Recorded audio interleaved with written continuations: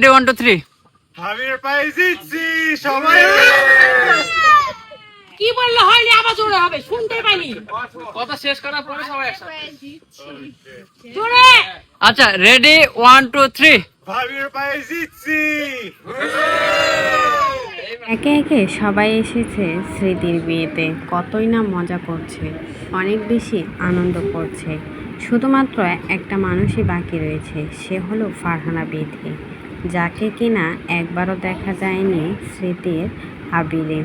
শুধুমাত্র ওদেরকেই দেখা গিয়েছে যারা স্মৃতির অনেক বেশি কাছে।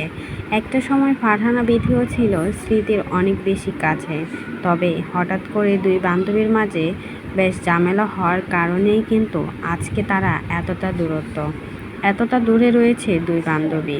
স্মৃতি কিন্তু ফারহানা বিথিকে ছাড়াই তার বিয়েতে অনেক বেশি আনন্দ করছে। যে জায়গাতে আসছে শুধুমাত্র ফারহানা বিথির জন্যই, আর সেই ফারহানা বিথিকে ভুলে গিয়ে নিজের বিয়েতে খুব ভালোই মজা করেছে। তবে ফারহানা বিথিকে নাকি দাওয়াত দেওয়া হয়েছে, কিন্তু সে আসে নাই। তার জিত অহংকার নিয়ে সে বসে আছে, এমনটাই বললেন তৃষা জানালেন, আমাদেরকে এসব বিষয়ে কিছু জিজ্ঞাসা করবেন না, যে আসে নাই তাকে গিয়ে জিজ্ঞাসা করবেন। আর অনেকেই স্মৃতির বিয়েতে আসে নাই, যা দেখেই বোঝা যাচ্ছে। জনপ্রিয় সব কন্টেন্ট ক্রিয়েটরকে নিয়েই কিন্তু স্মৃতির বিয়ের অনুষ্ঠান শুরু হয়েছে।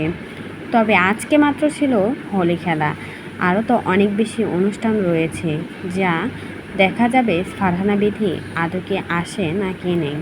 তবে ফারহানা বিথিকে ছাড়াই কিন্তু স্মৃতির বিয়ে বসে থাকবে না, ফারহানা বিথিকে ছাড়াই কিন্তু স্মৃতির বিয়ে শেষ হয়ে যাবে।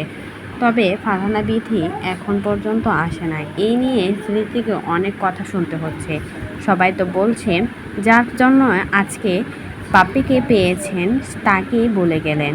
সুখের সময় সবাই মানুষকে এভাবেই করে ভুলে যায়, আর যখন প্রয়োজন পড়ে তখন স্বার্থের পিছনে ছুটে। এমনই বাজে বাজে মন্তব্য করছে স্মৃতিকে নিয়ে। তো এই বিষয়ে যদি আপনাদের কোনো মতামত থাকে সেটা কিন্তু অবশ্যই আমাদের কমেন্ট বক্সে অবশ্যই কিন্তু কমেন্টে জানাতে ভুলবেন না।